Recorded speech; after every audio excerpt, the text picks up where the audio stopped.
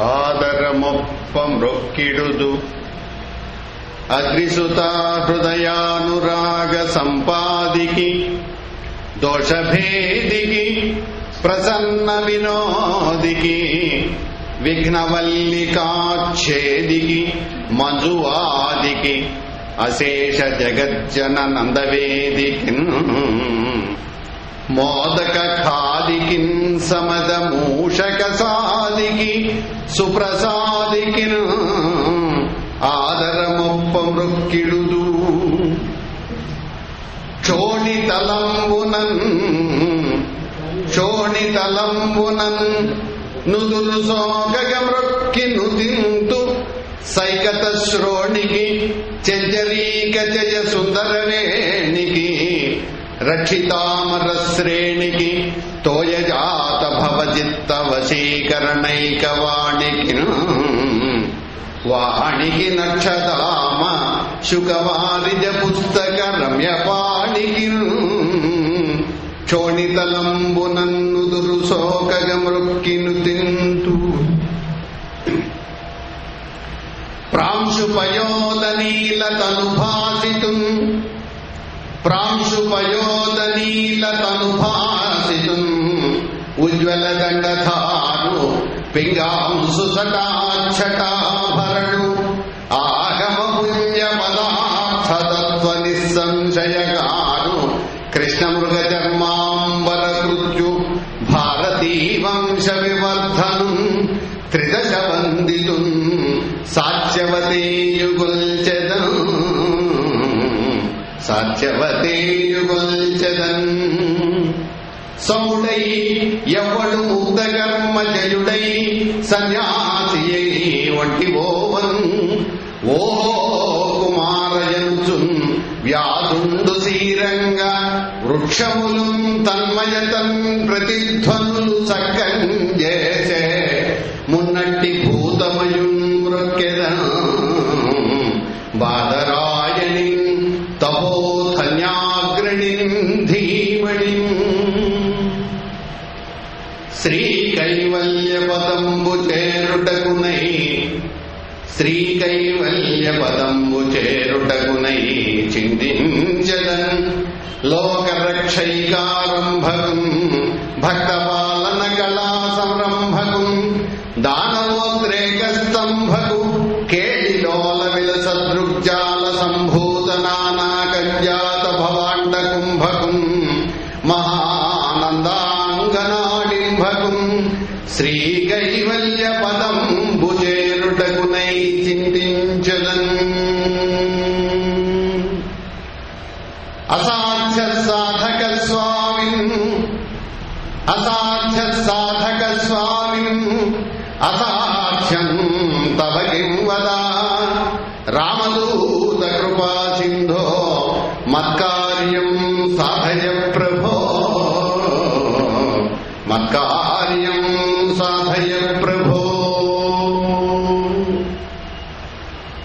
అవిద్యానామంతస్తిమిర విహిరద్వీపనగరీ జడానాం చైతన్యస్తవకమకరంద శృతిఝరీ దరిద్రాణాం చింతామణిగుణనికా జన్మజలధౌ నిమగ్నానాం దంస్రా మురరిపువరాహస్య భవతి. శ్రీమాతృగురుభ్యాం సభాయై నమః. సభా సరస్వతికి నమస్సులు. రామకృష్ణ సేవా సమితి మరియు Swami Vivekananda Institute of Human Excellence వారి యొక్క సంయుక్త ఆధ్వర్యంలో ఖమ్మం నగరంలో నిర్వహించబడేటువంటి వారోత్సవములలో భాగంగా, ప్రతి శనివారం నిర్వహించబడేటువంటి వారోత్సవములలో భాగంగా ఈరోజు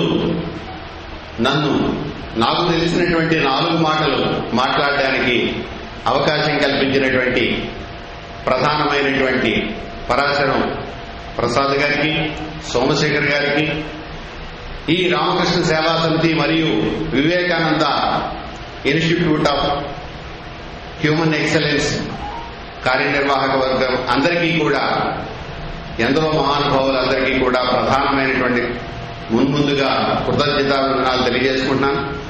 వివేకానంద స్వామి వారికి మున్ముందుగా శతసహస్ర వందనాలు సమర్పించుకుంటూ ఈ Vivekananda Institute of excellence, human excellency అనే దాంట్లో వారు కోరుకున్నటువంటి విలువలు మన ప్రాచీన గ్రంథములలో, అందులో ప్రధానంగా రామాయణంలో ఏ విధంగా ప్రోధి చేయబడ్డాయో నాకు తెలిసినటువంటి 4 అంశాలను నేను ముందుంచడానికి ప్రయత్నం చేస్తాను.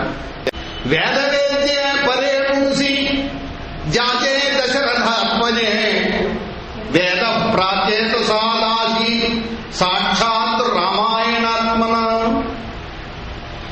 వేదవేద్యుడైనటువంటి ఏ పరబ్రహ్మ అయితే ఉన్నారో ఆ పరబ్రహ్మ దశరథుని యొక్క కుమారుడైనటువంటి శ్రీరామచంద్రుడుగా అవతరించాడు. వేదవేద్యే పరే పుంసి జాతే దశరథాత్మజే. మరి వేదం ఎలా వచ్చిందయ్యా, ఏ రూపంలో వచ్చింది మనకి అంటే వేద ప్రాచేతసాతు అంటే వాల్మీకి మహర్షి చేత రామాయణ రూపంలో మనకి అవతరించింది. అంటే లోకములో ఏది ప్రామాణ్యంగా స్వీకరించాలంటే వేదాన్ని ప్రామాణ్యంగా స్వీకరించాలి. నాస్తికుడు ఎవరయ్యా అంటే భగవంతుడు లేడనేటువంటి వాడు నాస్తికుడు కాదు. వేద ప్రామాణ్యాన్ని ఎవరైతే అంగీకరించడో వాడు నాస్తికుడు అని చెప్పని మన యొక్క శాస్త్రములు, మన యొక్క సిద్ధాంతము చెబుతోంది. కాబట్టి పరమ ప్రమాణమైనటువంటి గ్రంథములు, పరమ ప్రమాణమైనటువంటి స్వరూపము ఏదైనా ఉంది అంటే అది వేదం. ఆ వేదము మనకి అందుబాటులోకి రామాయణ రూపంలో వచ్చింది. కాబట్టి వేదం ఏదైతే లోకానికి తెలియజేయాలనుకుందో, ఏ పరబ్రహ్మ గురించి తెలియజేయాలనుకుందో అది తెలియజేస్తూ లోకానికి ఏది ఏ గ్రంథమైనా కానీ సందేశమునిచ్చేటువంటిది కావ్యం. యశసే అర్థకృతే వ్యవహారమిదే శివేతరక్షతయే సత్య పరణృతయే కాంతా సంహితయా ఉపదేశయుజే. స్త్రీ చెప్పినట్లుగా ఉపదేశం చేయగలిగినటువంటి దాన్నే మహాకావ్యంగా చెబుతారు. అటువంటి మహాకావ్యంగా వాల్మీకి మహర్షి యొక్క వాక్కు రూపంలో రామాయణంగా అవతరించింది. కాబట్టి రామాయణం మనకి దేనికోసం అవతరించింది అనేటువంటి విషయంలో ప్రధానంగా కనుక మనం చూసుకున్నట్లయితే ప్రతి మానవుడు సాధించవలసినటువంటివి పురుషార్థములు 4 మనందరికీ తెలుసు. ప్రతి సంకల్పం చెప్పుకునేటప్పుడు కూడా ధర్మార్థ కామ మోక్ష చతుర్విధ ఫల పురుషార్థ సిద్ధ్యర్థం అని చెప్పని శుభాశుభ కర్మలు ఏమి చేసినప్పటికీ కూడా మనం సంకల్పంలో చెప్పుకుంటూ ఉంటాం. మానవుడైనటువంటి వాడు సాధించవలసినటువంటి ప్రధానమైనటువంటి 4 పురుషార్థములు అని. ఆ 4 పురుషార్థములలోనూ కూడా ఉత్తమమైనటువంటిది, తప్పనిసరిగా సాధించవలసిన పురుషార్థం మోక్షం అని చెబుతారు. ఆ మోక్షాన్ని గురించి చెప్పేటువంటిది మాత్రం రామాయణం కాదు. మోక్షాన్ని చెప్పేటువంటిది మహాభాగవతం. రామాయణం మాత్రము ధర్మార్థ కామములను గురించి మాత్రమే ప్రచారం చేయడానికి రామాయణం అవతరించింది అనేటువంటి మాట నిస్సంశయమైనటువంటి విషయం. అయితే ఆ విషయం వాల్మీకి మహర్షి రామాయణంలో స్పష్టంగా చెప్పడం జరిగింది. తదిదం వర్తయిష్యామి సర్వం నిఖిలమాదితః ధర్మ కామార్థ సహితం శ్రోతవ్యం అనసూయయా. రామాయణాన్ని ఎందుకోసం ఈ లోకంలోకి వచ్చిందయా అంటే తదిదం వర్తయిష్యామి, దీనంతని కూడా లోకంలో ప్రవర్తింపజేస్తాను. ఎందుకోసం? సర్వం నిఖిలం ఆదిత, అన్నిటికీ కూడా ప్రధానమైనటువంటి దీన్ని నేను లోకంలో ప్రవర్తింపజేస్తాను. దేనికోసం ప్రవర్తింపజేస్తాను అంటే ధర్మకామార్థ సహితం. 4 పురుషార్థములలో ప్రధానమైనటువంటి ధర్మము, అర్థము, కామము అనేటువంటి 3 పురుషార్థముల యొక్క స్వరూపాన్ని లోకంలో ప్రతిపాదించడం కోసమని ఈ రామాయణాన్ని వెలువరించడం జరిగింది. కాబట్టి ఈ రామాయణాన్ని మనం అనుసరించేటప్పుడు, అనుసంధానం చేసుకునేటప్పుడు, పఠించేటప్పుడు మనం ప్రధానంగా ఈ మూడు విషయాలలోనూ రామాయణం మనకి ఏం ప్రతిపాదిస్తోంది అనేటువంటి విషయాన్ని మనం అవగాహన చేసుకుని అనసూయ ఏ రకమైనటువంటి అసూయాభావం లేకుండా ఈ రామాయణాన్ని వినాలి, చదవాలి, తెలుసుకోవాలి అనేటువంటి విషయాన్ని రామాయణంలోనే బాలకాండలోనే స్పష్టంగా చెప్పబడి ఉంది మనకి. అంటే మోక్షం ఇచ్చేటువంటి జ్ఞానం కావాలంటే నిగమములు వేయి చదివిన సుగమములు కావు ముక్తి శుభగత్వములు. నిగమము భాగవతమును నిగమం పఠించినట్లయితే ముక్తి మనకి సుగమం అవుతుంది అని చెప్పిన మహాభాగవత రచన సందర్భంలో భాగవతం యొక్క పరమార్థం గురించి చెప్పారు.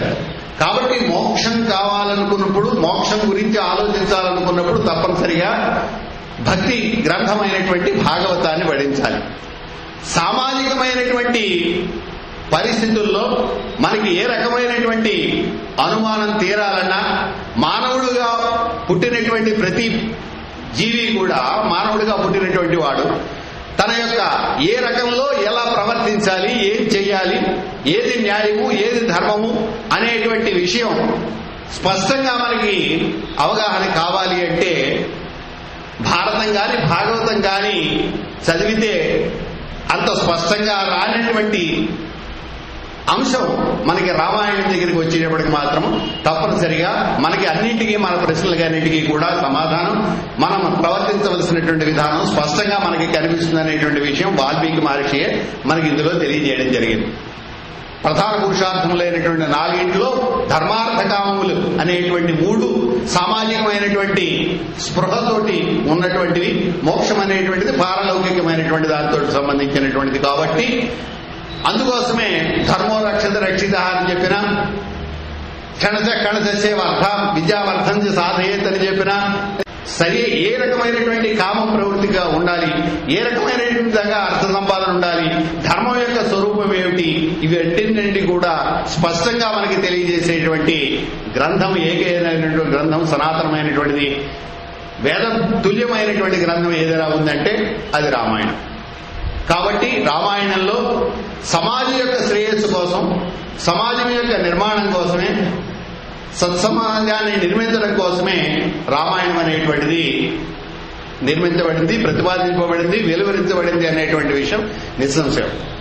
ఎందుకంటే ఈ విషయం బాలకాండలోనూ ఈ విషయం ప్రతిపాదించబడింది. యుద్ధకాండ అయిపోయిన తర్వాత పట్టాభిషేకానంతరము కూడా ఇదే విషయం ప్రతిపాదించబడింది. ఎందుకంటే సమాజం ఏ విధంగా ఉండాలి, ఆ విధంగా ఉండడానికి ఏ రకమైనటువంటి అనుసరణ ఉండాలి అనేటువంటి విషయం అయోధ్యానగర వర్ణన సందర్భంలో బాలకాండలో చెప్తే, పట్టాభిషేకానంతరం రామరాజ్యం దశవర్ష సహస్రాన్ని దశవర్ష శతానిక 11,000 సంవత్సరాలు రాముడు రాజ్య పరిపాలన చేశాడు. రాముడు రాజ్య పరిపాలన చేసినప్పుడు ఆ రాముని యొక్క రాజ్యం ఎలా ఉంది అనేటువంటి విషయం చెబుతూ అక్కడ కూడా ఆ విషయాలు ప్రతిపాదన చేయడం జరిగింది. అంటే ఆద్యంతములు అన్నింటి యందు కూడా ప్రధానంగా ప్రతిపాదించబడినటువంటి అంశాలు ఏమిటనమాట, ధర్మార్థ కామములకు సంబంధించినటువంటి, అంటే సమాజానికి సంబంధించినటువంటి, మానవుడుగా రాముడు జన్మించి ఆదర్శ పురుషుడుగా రూపొంది తాను ఆచరించి చూపించినటువంటి ధర్మ మార్గాన్ని అనుసరించవలసినటువంటి విధానాలని స్పష్టంగా మొదటి నుంచి చివరి వరకు కూడా ఈ అంశములే ప్రతిపాదించబడ్డాయి అనేటువంటి విషయం స్పష్టంగా మనకి ఈ ఆద్యంతములో బాలకాండలోను, చివర యుద్ధకాండ చివర ఈ ఆచరించవలసిన అంశాలని ఆచరించినటువంటి విధానం ఉత్తరకాండలోనూ కూడా మనకి స్పష్టంగా ప్రతిపాదించబడినటువంటి విధానం మనకి రామాయణంలో కనిపిస్తోంది. అందుకోసమే ఆ అయోధ్య నగరాన్ని వర్ణిస్తూ అక్కడ అసలు నగర నిర్మాణం అన్నది ఎలా ఉండాలి, మానవులు ఎలా ఉండాలి, ఎందువల్ల అది ఉత్తమమైనటువంటి సమాజమైంది అనేటువంటి విషయాన్ని బాలకాండలో చెప్పినటువంటి విషయాన్ని కనుక మనం పరిశీలిస్తే, అందరికీ సమానమైనటువంటి న్యాయం అనేటువంటి ఏ సామాజిక న్యాయం అని చెప్పని మనం అనుకుంటున్నామో, ఏ సామాజిక సోషల్ జస్టిస్ అని చెప్పని ఏదైతే అనుకుంటున్నామో దానికి సమగ్రమైనటువంటి స్వరూపం మన ముందు సాక్షాత్కరిస్తుంది. అయోధ్యానగర వర్ణన చూస్తే మనకి అది స్పష్టంగా తెలుస్తుంది.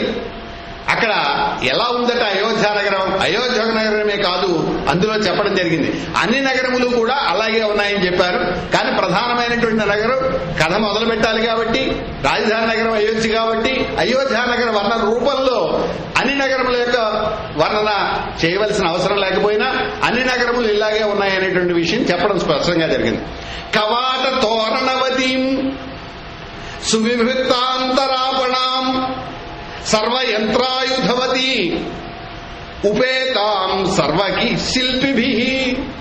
అయోధ్య నగరం ఎలా ఉందంటే కవాట తోరణవతి, విశాలమైనటువంటి ద్వారములు తోరణములతోటి కూడా ప్రకాశిస్తున్నటువంటిది. సువిభక్త అంతరాపగా, అందుగురించి అంతరాపణ చాలా చక్కగా విభజించబడినటువంటి, అంటే ఒక నగరం నిర్మాణం చేసేటప్పుడు ఏ రకమైనటువంటి ప్లానింగ్, టౌన్ ప్లానింగ్ అంటారు చూడండి, ఆ టౌన్ ప్లానింగ్ ఏ విధంగా ఉండాలి అనేటువంటి విధంగా ఉండాలో రామాయణంలో స్పష్టంగా చెప్పబడింది.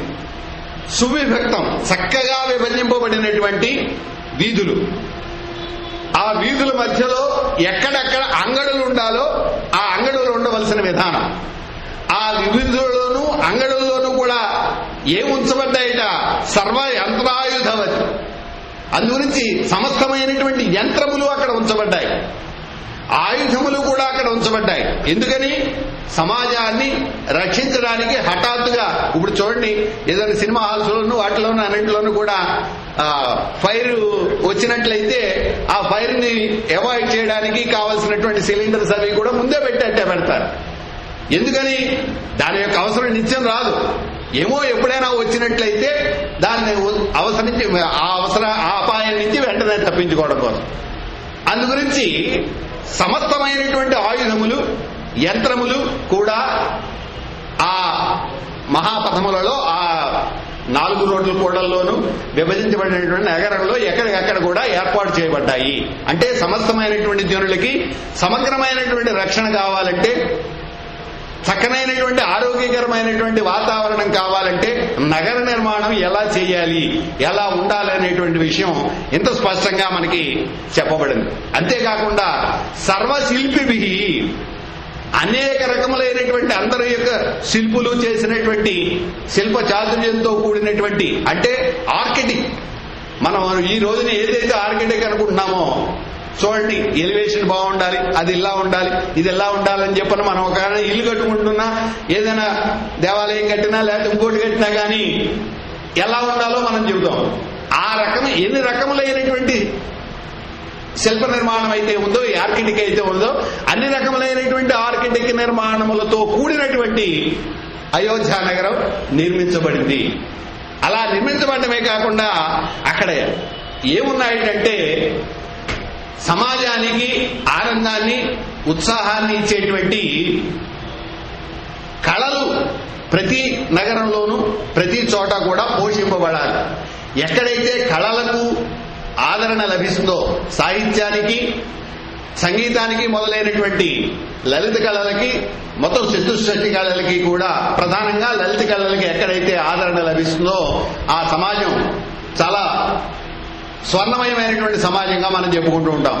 మన తెలుగు సాహిత్యంలోనే చూసుకుందాం, అనేక మంది రాజులు రాజ్య పరిపాలన చేశారు. 11వ శతాబ్దం నుంచి ఈనాటి వరకు మనం చూస్తున్నాం. అన్ని శతాబ్దాల కంటే కూడా శ్రీకృష్ణదేవరాయల వారి యొక్క ఒక్క కాలాన్నే ఆంధ్ర సాహిత్య చరిత్రలో స్వర్ణయుగంగా చెప్పుకుంటున్నాం. ఎందుకని అంటే నగర పరిపాలన, ప్రజారంజకమైన పరిపాలనతో పాటుగా సమస్తమైన ఆల్రౌండ్ డెవలప్మెంట్ అంటారు, ఆ విధంగానే సమస్తమైనటువంటి ఆహ్లాదకరమైనటువంటి ఆనందజనకమైనటువంటి రసమయమైనటువంటి ఆ సాహిత్యం, సంగీతం మొదలైనటువంటి లలిత కళల యొక్క స్వరూపం కూడా అనునిత్యము అక్కడ పోషింపబడుతూ ఉండాలి, వారు ఆదరింపబడుతూ ఉండాలి. ఆ విషయాన్ని కూడా స్పష్టంగా మనకి రామాయణంలో చెప్పబడింది. వధూ నాటక సంఘైశ్చ సంయుక్తాం సర్వతః పురీం. ఎక్కడో అక్కడ ఇక్కడ ఇప్పుడంటే తగ్గిపోయి, ఇప్పుడు అభిమాన సంఘాలు ఫ్యాన్లు ఎక్కువైపోయాయి, గాలి ఎక్కువైపోయింది ఫ్యాన్ల వల్ల. ఈ ఫ్యాన్లు సరైనటువంటి గాలిని వీచడానికి పనిచేయట్లేదు. పూర్వకాలం ఉండేవి. సురభి నాటక కంపెనీ అని ప్రతి గ్రామంలోనూ కొంచెం ఇంచుమించులో చాలా పట్టణాల్లో నాటక సంఘాలు ఉండేవి. అలాగే తోలుబొమ్మలాటల సంఘాలు ఉండేవి. ఈ కళల యొక్క కళారూపాల యొక్క అన్ని సంఘాలు కూడా ఉండేవి. మనకు స్వాతంత్రం రాకముందు వరకు కూడా సుమారు కొంచెం 50 సంవత్సరాలు 40 సంవత్సరాల పూర్వం వరకు కూడా ఉన్నాయి. ఇప్పుడు ఆ కళారూపాలన్నీ కూడా కనుమరుగైపోయాయి. ఆ కనుమరుగైపోయాయి కాబట్టి అక్కర్లేనటువంటి కోతిగంతులను చూసి సంఘాన్ని సమాజాన్ని కూడా పెడతోను పట్టించేటువంటి సంప్రదాయాల్ని చూపించేటువంటి ఈ ఆనందకరమైనటువంటి ఈ ఛానల్స్ వైపు ప్రజలు మడుతున్నారు. నిజమైనటువంటి ఆనందాన్ని చూపించేటువంటి కళారూపకాలు కొరవడ్డాయి కాబట్టి కొరవడ్డం వల్ల. అందుగురించి వధూ నాటక సంఘైశ్చ సంయుక్తాం సర్వతఃపురీం. అంతేకాకుండా ఉద్యానవనాలు ఉండాలి. నగరం ఏదో కట్టేసుకున్నామంటే ఇల్లు మీద ఇల్లు కట్టేసేసి మనిషి దూరడానికి కూడా చదువు లేకుండా, ఏ వస్తువు కూడా ఇంట్లోకి పట్టుకెళ్ళడానికి ఇంట్లోంచి బయటికి పట్టుకురావడానికి అవకాశం లేకుండా ఏదైనా ఒక ఇబ్బంది వస్తే అక్కడ ఆ రూపంగానే అలాగే నాశనమైపోయేటువంటి పరిస్థితుల్లో కాదు ఉండవలసినటువంటి నగర నిర్మాణం. ఏ విధంగా ఉన్నట్లయితే సమాజం చక్కల ఆనందకరమైనటువంటి పరిస్థితుల్లో ఉంటుందో ఇక్కడ చెప్పడం జరిగింది. ఏమంటారు? ఉద్యానవనాలు ఉండాలి. అంతేకాకుండా ప్రధానంగా కూడా చెప్పారు ఆమ్రవనోపేతం, మామిడి వనాలు అంటే మామిడి ఈ తోటలు ఉండాలి. అందులో కూడా ఆమ్రవనం అంటే తీయ మామిడి తోటలు ఉండాలి. అందుకోసమే చెబుతారు నేతి శతకారులు కూడా ఏమని, సహకారము లేని వనము కొరగానేటువంటి వాటిల్లో తీయ మామిడి చెట్లు లేనటువంటి వనం అది వనం కాదన్నారు. అది గురించి సహకారము లేని వనంబు కొరగానివి అని చెప్పేటువంటి. అందుకోసం ఆమ్ర వనములు అంటే మామిడి తోటలు ఉండాలి. అందులో కూడా తీయ మామిడితో కలిగినటువంటి తోటలతోటి ఉండాలి నగర నిర్మాణం అనేటువంటిది. అందుగురించి అంతేకాకుండా సాలమేఖలం, ఆ నగరం ప్రతి నగరానికి కూడా నగరం చుట్టూ ప్రాకారం ఉండాలి. ఎందుకని? ఆ నగరంలోకి క్రూర మృగములు గాని, శత్రువులు గాని, అరాచకాన్ని సృష్టించేటువంటి వాళ్ళు గాని ఎవరైనా సరే నేరుగా నగరంలో ప్రవేశించి జనాల మీద దాడి చేయకుండా ఉండాలి అంటే దానికి కావలసినటువంటి పరిరక్షణ కావాలి. కాబట్టి సాలమేఖలం, అందుగురించి ప్రాకారము వడ్డాణముగా కలిగినటువంటి అయోధ్య నగరం అని చెప్పారు. అయోధ్య నగరమే కాదు అన్ని నగరములు అలాగే ఉండాలన్నారు. అంటే ఈ రకమైనటువంటి నగర నిర్మాణం కనుక చేసినట్లయితే మనకి సమాజంలో ఉండేటువంటి ఆ సమాజంలో ఆ నగరంలో ఆ ప్రాంతంలో నివసించేటువంటి వారందరూ కూడా ఏ రకమైనటువంటి చీకు చింత లేకుండా ప్రశాంతమైనటువంటి వాతావరణంలో హాయిగా కాలక్షేపం చేయగలుగుతారు. అంతేకాదు ఆ నిర్మాణం చేసేటప్పుడు కూడా ఈ విషయాలు కూడా చెప్పారు. అలా అని చెబితే ఇప్పుడు కట్టుకుంటున్నట్లుగా మేడలు ఉన్నతమైనటువంటి మేడలు లేవనుకుంటారేమో అని చెప్పని ఆ విషయం కూడా చెప్పారు. కూటాగారైశ్చ, తర్వాత విమాన గృహ శోభితాం. కూటాగారములంటే మేడ మీద మేడ కట్టడాన్ని, అంటే ఇంటి మీద ఇంటి కట్టడాన్ని కూటాగారాలు అంటారు. అంటే మేడ మీద మేడ కట్టడం. విమాన గృహములంటే 7 అంతస్తులు కలిగినటువంటి భవనాన్ని విమాన గృహం అంటారు. ఆ రోజుల్లోనూ ఉన్నాయి 7 అంతస్తుల భవనాలు అన్నమాట. అందుగురించి విమాన గృహ శోభితాం కూటాగార ఇష్ట ఇలా అన్నారు కదా అని చెప్పిన ఉద్యానవనాలు, మామిడి తోటలు ఇవే తప్ప లేటెస్ట్ టెక్నాలజీ కలిగినటువంటి ఈ ఆర్కిటెక్ట్ తో కూడినటువంటి ఈ భవనాలు ఉన్నతమైనటువంటి భవనాలు లేవని అనుకుంటారేమోనని వీటితో పాటుగా అవి కూడా కనుక ఉన్నాయి అనేటువంటి విషయం కూడా స్పష్టంగా తెలియజేయబడింది. కాబట్టి నగర నిర్మాణం అనేటువంటిది ఏ విధంగా ఉండాలో ఇక్కడ చెప్పారు. ఇంకా దీనికి సంబంధించిన విషయమే కూడా చెప్పండి. గృహగాఢాం అవిచ్ఛిన్నాం సమభూమౌ నివేశితాం శాలితండుల సంపూర్ణాం ఇక్షుకాండరసోదకాం. మంచినీళ్లు ఎటువంటివి సరఫరా చేయబడాలి, ఎటువంటివి అక్కడ ఉండాలి అన్నది కూడా చెప్పారు. ఇప్పుడు మనం మంచినీళ్లు కొనుక్కునే గోదావరి తీరంలో ఉన్న గోదావరి గట్టు నుంచుని లీటర్ 20 రూపాయలు అంటే మంచినీళ్లు కొనుక్కునేటువంటి పరిస్థితి వచ్చింది. ఎటువంటి మంచినీళ్ళు? ఇచ్చుకాండ రసోదకం, చెరుకు రసం లాంటి మంచినీళ్లతోటి ఉండాలి. జనావాసం ఉంది అంటే ఎలా ఉండాలంటే తియ్యని మంచినీళ్లు. అదే విషయం మనకి అన్ని చోట్ల చెప్పినారు. రంతిదేవుడు చెబుతూ అంటాడు, అన్నము లేదు కొన్ని మధురాంబువులున్నవి త్రావుమన్న రావన్న అంటాడు. ఆకలి తీర్చడం కోసం ఆయన దగ్గరికి వచ్చి యాచిస్తే అప్పుడే పెట్టేస్తే అన్నం లేదు నా దగ్గర, కొన్ని మధురాంబువులున్నవి తీయని ఉదకాలున్నాయని చెప్పారు. అవి మనం తాగవలసినవి. అంతేనే కానీ మినరల్ వాటర్ అని ప్యాకెట్లని ఇవని తాగినట్లయితే ఆరోగ్యం గ్యారంటీగా చెడిపోతుంది, అనుమానం ఏం లేదు. కాబట్టి తీయనమైనటువంటి ఉదకములు తోటి ఉండాలి. ఆ రకమైనటువంటి నిర్మాణం, ఆ రకమైనటువంటి ఏర్పాటు సమాజానికి కావాలి. అంతేకాదు శాలితండుల సంపూర్ణం, అందరికీ కూడా ప్రధానమైనటువంటి తండుల బియ్యం. అందులోనూ కూడా ఏ బియ్యం అని చెప్పారు? శాలితండులం అంటే వరి బియ్యం, వరి ధాన్యము, వరి బియ్యం సంపూర్ణంగా ఉండాలి. అందు గురించి జొన్నలు, రాగులు, సద్దలు అనేక రకమైనటువంటి ధాన్యాలు ఉన్నాయి. అనేక రకమైన ధాన్యాలు కాదు, శరీరానికి కావలసినటువంటి పరిపూర్ణమైనటువంటి పుష్టినిచ్చేటువంటిది శాలితండులములే. కాబట్టి శరీరానికి సరైనటువంటి పుష్టినిచ్చేటువంటి శాలితండులములు, చక్కనైనటువంటి ఆరోగ్యాన్ని ప్రసాదించేటువంటి మధురాంబువులు, ఇవి రెండు కూడా ఆ పట్టణంలో కానీ ఆ జనావాసంలో కానీ ఏర్పాటు చేయబడాలి. చేయబడినప్పుడు మాత్రమే ఆ సమాజం చక్కని ఆరోగ్యవంతమైనదిగా ఉంటుంది. అంతేకాకుండా నగర నిర్మాణం చేసేటప్పుడు కూడా ఇంకో విషయం కూడా చెప్పారు. ఏమిటా? అవిచ్ఛిన్న, ఏదో రకమైనటువంటి నిర్మాణం లేకుండా ఖాళీ స్థలములు ఎక్కడా కూడా ఆ నగరంలో లేవు. ఖాళీ స్థలములు ఏవీ లేవు. ఖాళీ స్థలములు ఉన్నట్టయితే మనకు తెలుసు అక్కడ ఏమేమి చేరతాయో, ఆ చేరడం వల్ల ఎటువంటి వ్యాధులు వస్తాయో ఇప్పుడు మనం చూస్తున్నాం, డెంగ్యూలు అవి ఇవి. అందు గురించి అవిచ్ఛిన్న, ఖాళీ స్థలములు ఎక్కడా లేవు. ఏదో రకంగా ఉపయోగించబడేటువంటి స్థలములతోటే ఆ నగర నిర్మాణం ఉండాలి. అంతేకాకుండా నగర నిర్మాణం చేసేటప్పుడు కూడా ఎలా ఉండాలంటే సమభూమౌ నివేశితాం, ఆ భూమి కూడా నగరంలో ఉండేటువంటి భూమి ఏ విధంగా ఉండాలంటే సమభూమి, సమానంగా ఉండాలి.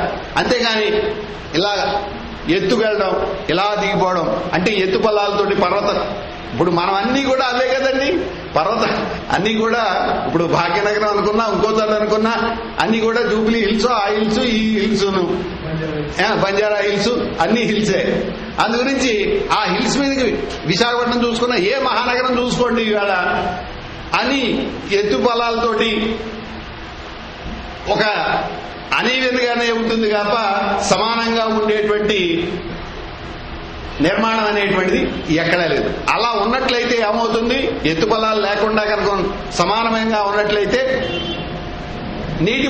మురుగునీటి అవకాశాలు అన్ని కూడా అన్ని రకాలైనటువంటి పారిశుధ్యానికి తగినటువంటి అవకాశాలు, చక్కనైనటువంటి ఆరోగ్యకరమైనటువంటి గాలి మొదలైనటువంటి లభించేటువంటి అవకాశాలు ఇవన్నీ కూడా సమానంగా ఉన్నప్పుడు జరుగుతాయి. అంతేగాని ఇక్కడ ఒక ఇల్లు ఉంటుంది, దాని పక్కన ఒక పెద్ద కొండ ఉంటుంది, వీడికి గాలి ఎక్కడి నుంచి వస్తుంది, వెలుతురు ఎక్కడి నుంచి వస్తుంది, లేకపోతే వీడి ఇంట్లో వాడుకున్నటువంటి నీరు ఎక్కడికి పోతుంది.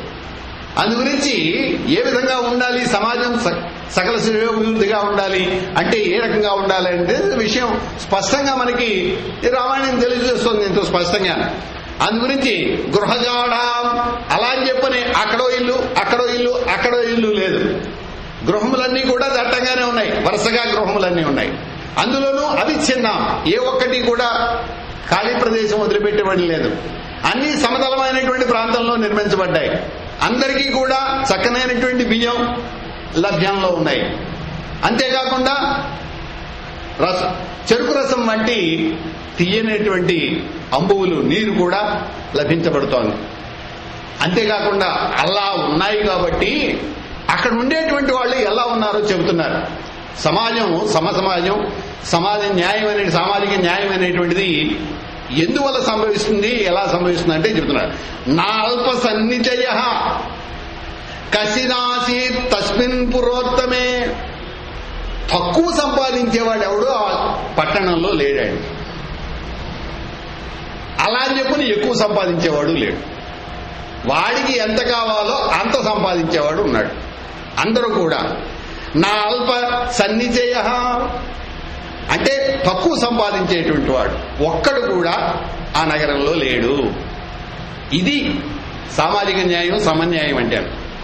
అంతేకాకుండా కుటుంబీ యో అసిద్ధార్థో, అందుగురించి అక్కర్లేనటువంటి విధంగా చేయకూడనటువంటి పనులు చేసేటువంటి కుటుంబీ ఎవడు లేడు. అంతేకాకుండా గవాశ్వ ధనధాన్యవాన్, అందరూ కూడా గో సంపద, అశ్వ సంపద, ధన సంపద, ధాన్య సంపద కలిగినటువంటి వాళ్ళు. అంటే పశు సంపద, ఇప్పుడు మరి వేదంలోను వాటిలోనూ వివాహం మంత్రాలు కనుక చూసుకున్నట్టయితే తెలుస్తుంది. పశు సంపద అధికంగా ఉండాలి, సంతాన సంపద అధికంగా ఉండాలి. ఇప్పుడు ఈ మాట గట్టిగా అన్నట్లయితే ప్రభుత్వం వారు నన్ను తీసుకెళ్లి అందులో పడేస్తారు. వన్నారు నన్ను అంటున్నారు. అది పశు మామూలు జనాభా ఎక్కువ పెరగాలంటే ఇప్పటికే పెరిగిపోయిందంటారు. కానీ వాస్తవానికి ధర్మ ప్రజా సంపత్యార్థమే వివాహం అనేటువంటిది. కాబట్టి ఉండాలి, సమస్తమైనటువంటి సంపదలు ఉండాలి. ఈ రకంగా కనుక ఉన్నట్లయితే ఎవరు కూడా, అందరూ కూడా ఈ రకంగా కనుక ఉన్నట్లయితే ఏ రకమైనటువంటి ఇబ్బంది ఎందుకు ఉంటుందండి? ఇక్కడ ఇంకోటి చెప్పారు, ఎలా ఉన్నారట ఇక్కడ సమాజంలో ఉండేటువంటి నాకుండలి నామకుటి, ఎవరికి కూడా కర్ణాభరణములైనటువంటి కుండలములు లేకుండా లేవుట, ఎవరికి శిరస్సు మీద ధరించేటువంటి మొగుటములు, శిరస్సుకు అలంకారం ఇచ్చేటువంటి కిరీటాలు లేకుండా లేవుట, నాకుండలి నామకుటి నాస్త్రగ్ని, ఎవరు కూడా ఇవన్నీ కూడా వచ్చిన సాక్షాత్తు శ్రీ మహావిష్ణువే. ఎప్పుడూ కూడా దామోదరుడైన చక్కనైనటువంటి వజ్ర కిరీటాలు ధరించేటువంటి వాడు, ఎప్పుడూ కూడా సమస్తమైనటువంటి ఆభరణాలు వేసుకునేటువంటి శ్రీ మహావిష్ణువు స్వరూపుల్లాగా ఉన్నారన్నమాట ఆ నగరంలో ఉండేటువంటి వాళ్ళందరూ. నాస్త్రగ్ని, పూలమాలల్ని ధరించకుండా ఉండేటువంటి వాడు ఎవడూ లేడు. అందరూ పూలమాలను ధరించేవాళ్లే.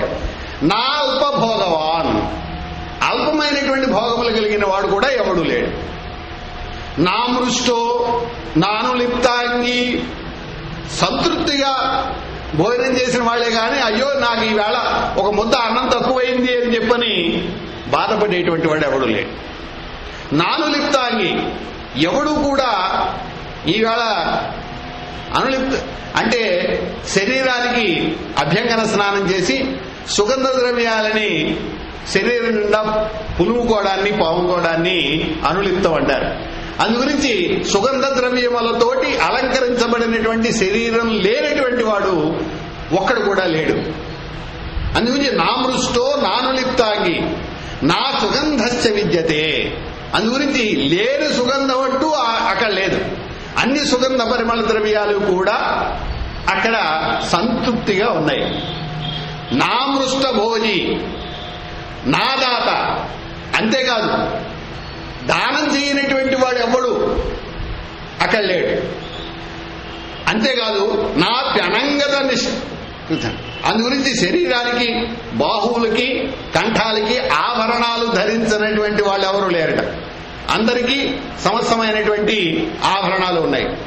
నా హస్తాభరణం నాపి దృశ్యతే నాప్యనాత్మాన్. అంతేకాకుండా ఇక్కడ ప్రధానమైనటువంటి విషయం, చివరి విషయం చెప్పారు. ఇవన్నీ భౌతికానికి సంబంధించినటువంటి విషయాలు.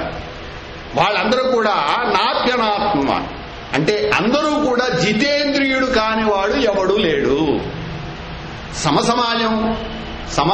సామాజిక న్యాయం పరిరక్షించబడాలి అంటే ఈ భౌతికమైనటువంటి సుఖములన్నింటితో పాటుగా ఏది ఉండాలి అంటే మానవుల్లో జితేంద్రియత్వం అనేటువంటిది ప్రధానమైనటువంటి లక్షణము. అన్నింటికీ కూడా కారణం ఏమిటండి? కోరిక అనేటువంటిదే అన్నింటికీ కారణమైనటువంటిది. ఆ కామం వల్లే భగవద్గీతలో కూడా ఏం చెప్పారు? అదే కదా చెప్పారు. కామం వల్ల క్రోధం వస్తుంది, క్రోధం వల్ల ఏమో బుద్ధి నశిస్తుంది, బుద్ధి నశించడం వల్ల మరుపు వస్తుంది, మరుపు రావడం వల్ల సర్వం నశతి. అది కదా చెప్పింది. అన్నింటికీ మూలం ఏమిటి? కోరిక. జితేంద్రియత్వం కనుక ఉన్నట్లయితే అసలు కోరికే పుట్టదు. ఎందుకని? అన్నీ సంపూర్ణంగా ఉన్నప్పుడు మరి వేరే విషయాన్ని కోరుకోవాల్సిన అవసరం లేదు. కోరిక అనేటువంటిది కలగకపోతే, ఆ కోరిక తీరకపోతే క్రోధం అనేటువంటిది రాదు. క్రోధం లేకపోయినట్టయితే క్రోధమే అన్నింటికీ అనర్థమైనటువంటిది. తన కోపమే తన శత్రువు, తన శాంతమే తనకు రక్ష, దయ చుట్టంబం. అందుగురించి క్రోధమే కనుక లేకపోయినట్టయితే అసలు ఏ రకమైనటువంటి ఆపద లేనే లేదు. నాశనానికి మూల కారణం ఏమిటనమాట? కోరిక అనేటువంటిది. కాబట్టి జితేంద్రియత్వం కనుక ఉన్నట్లయితే ఆ సమాజంలో అసలు ఏ ఒక్కరికి కూడా ఏ రకమైనటువంటి అశాంతి అనేటువంటిది ఉండనే ఉండదు. అశాంతి ఎక్కువ కలుగుతుంది మనకి కోరిక ఉన్నప్పుడు. ఆ కోరిక తీరకపోతే, తీరితే ఇంకో రకమైనటువంటి కోరిక వస్తుంది. ఇచ్చేది శతి సహస్రం సహస్రీ లక్షమేహతే లక్షాధిపతి సదా రాజ్యం రాజ్యస్థ స్వర్గమేహతే. కోరిక అంతులే ఉన్నాయి, ఆశకు అంతు లేదు. అందుగురించి 100 వస్తే 1000 కావాలనుకుంటాడు, 1000 ఇచ్చిన వాడు 1,00,000 కావాలనుకుంటాడు. 1,00,000 వచ్చినటువంటి వాడు నా దగ్గర 1,00,000 ఉంది కదా, ఎమ్మెల్యేకి పోటీ చేద్దాం అనుకుంటాడు. ఎమ్మెల్యేకి పోటీ చేసిన తర్వాత ఈ లోకంలో అందరినీ పరిపాలించేశాను, ఇంకా స్వర్గలోకంలోకి వెళ్ళి అక్కడ కూడా పరిపాలన చేయాలనుకుంటాడు. దీనికి అంతులేదు.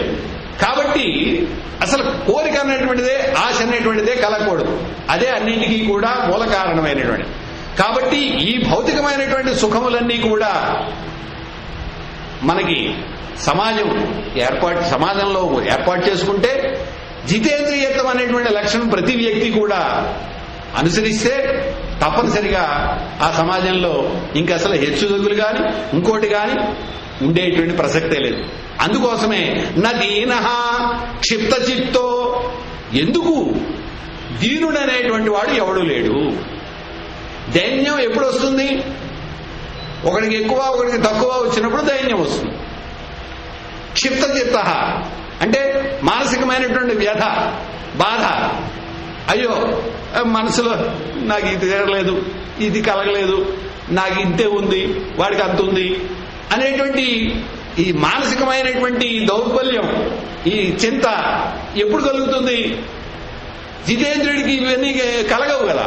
అందుగురించి కలిగిన దాంట్లో మనకి ఈవేళ మనకు భగవంతుడు మనకు కావాల్సింది ఇచ్చాడు, సంతృప్తిగా నాకు కావాల్సింది నాకు ఇచ్చాడు, వాడికి కావాల్సింది వాడికి ఇచ్చాడు, నాకు కావాల్సింది నాకు ఇచ్చాడు అనేటువంటి భావాన్ని గనక ప్రతి మానవుడు గనక వదులు చేసుకుంటే దైన్యం ఉండదు, క్షిప్తచిత్తం అనేటువంటిది ఉండదు. కాబట్టి అందుకోసమే నదీనః క్షిప్తచిత్త నవ్యధితో, ఎవడు కూడా బాధపడేటువంటి వాడు. బాధ ఎందుకు వస్తుందండి?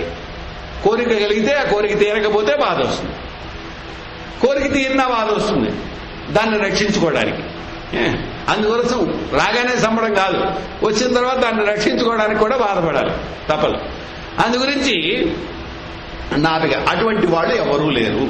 ఇది అంటే సమాజం అంటే ఎలా ఉండాలి, సామాజిక న్యాయం సమసమాజం అనేటువంటిది ఏ రకంగా ఉండాలి, ఏ రకంగా ఉండాలి అంటే ఆ సమాజంలో ఏ రకమైనటువంటి లక్షణాలు కలిగి ఉండాలో ఇక్కడ స్పష్టంగా చెప్పండి. ఇలా ఉండాలి అంటే దీనికి కారణం ఏమిటి? ఏం చేసినట్లయితే సమాజం ఇలాగ సామాజిక న్యాయంతో న్యాయంతో అందరూ దైన్యం లేకుండా క్షిప్తచిత్తులు కాకుండా హాయిగా సుఖ సంతోషాలతో అందరూ హాయిగా జితేంద్రియులుగా ధర్మపరులుగా ఉండగలుగుతారు? ఏ కారణాలు, ఏవి ప్రోధి చేయబడాలి అన్నదాని విషయంలో కూడా ఇక్కడ చెప్పారు. కారణం ఏమిటి అంటే నైతిక విలువలు ఎక్కడైతే ప్రతిపాదింపబడతాయో, ఎక్కడైతే ప్రోధి చేయబడతాయో అక్కడ ఆ సమాజంలో ఈ లక్షణాలన్నీ వాటంతటవే వస్తాయి. అందుగురించి ఇందాక మనం చెప్పుకున్నాం, వివేకానంద స్వామి వారు కూడా చెప్పింది అదే, విలువలు ప్రోధి చేయబడాలి. అందుగురించి అక్కడ సమాజంలో ఎటువంటి వాళ్ళు ఉన్నారట, అక్కడ పనిచేసేటువంటి వాళ్ళు కామీవా నకదర్యో నానృశంస పురుష క్వచితు ద్రష్టుం శక్యం అయోధ్యాయాం నా విద్వాన్ నచ నాస్తిక. ఈ లక్షణాలు కనుక ఉన్నట్లయితే ఈ సమాజం ఆ రకమైనటువంటి మనం చెప్పుకున్న విధంగా ఉంటుంది. ఏమిటా? కామీవా, కోరిక. ఇందాక మనం చెప్పుకున్నాం, కోరిక అనేటువంటిది ఉండకూడదు. అటువంటి కోరిక కలిగినటువంటి వాడు, దురాశ కలిగినటువంటి వాడు, మనకి అక్కర్లేనటువంటివి కూడా కావాలి, నేనే ప్రోధి చేసుకోవాలనుకునేటువంటి కోరిక లేకుండా ఉండాలి. నా కదర్యో, అందుగురించి ఏ రకమైనటువంటి లోభం, కోపం అనేటువంటిది పనికిరాదు. అన్ని నాకే ఉండాలి, నేనే ప్రోధి చేసేసుకోవాలనేటువంటి లక్షణం కూడా పనికిరాదు. నా నృశంస, కోపం కూడా పనికిరాదు. అంతేకాకుండా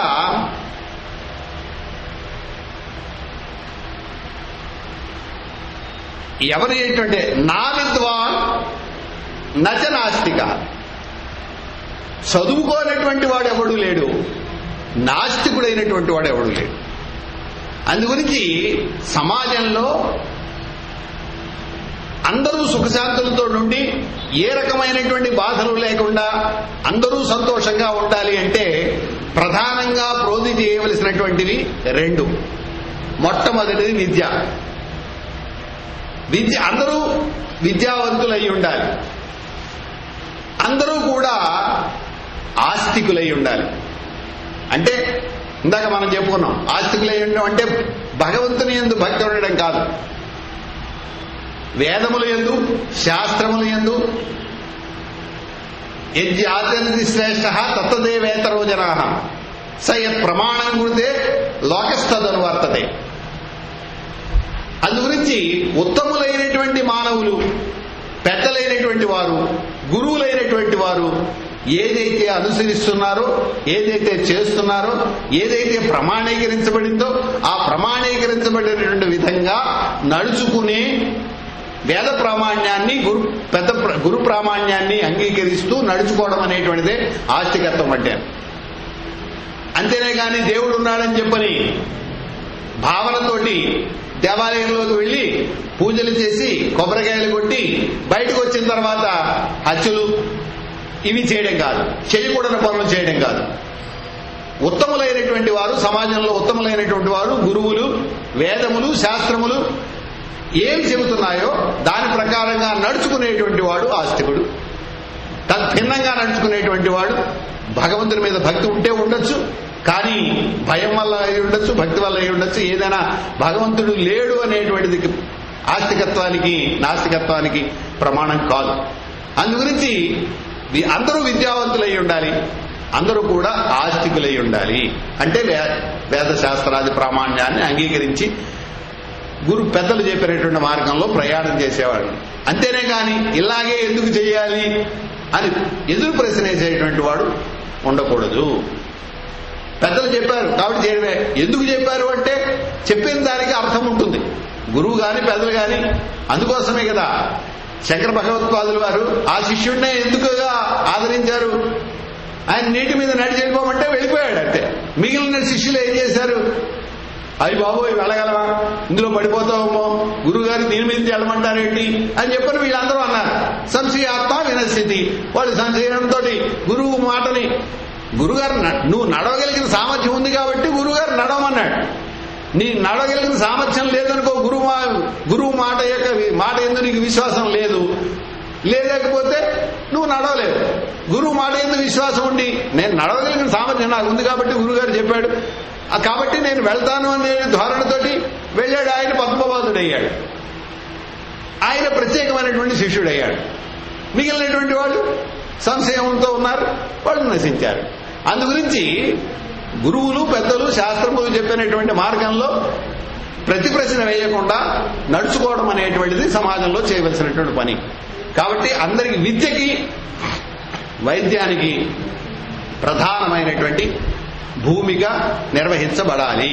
విద్యా వైద్య రెండు కూడా ప్రధానమైన భూమిక ఏ సమాజంలో అయితే వహిస్తాయో, ప్రధానమైనటువంటి స్థానం వహించి దృష్టి కేంద్రీకరించబడుతుందో ఆ సమాజం చక్కనైనటువంటి ఆరోగ్యవంతమైన సమాజం, శాంతియుతమైనటువంటి సమాజం కూడా అక్కడ ఉంటుంది అనేటువంటిది నిస్సంశయమైనటువంటి విషయం. కాబట్టే అక్కడ ఎవరు కోరికలు కలిగిన వాళ్ళు ఎవరు లేరు, విద్యావంతుడు కానివాడు ఎవడు లేడు, నాస్తికుడు అయినటువంటి వారు ఎవరు. ఇలా కనుక ఉన్నట్లయితే మనం కోరుకున్నటువంటి ఉత్తమమైనటువంటి సమాజం ఉంటుంది. కాబట్టి అంతేకాదు కశ్చిన్న దుష్ట తత్రాసీత్ పరదారరతో నరః, ప్రధానమైనటువంటి విషయం ఇది.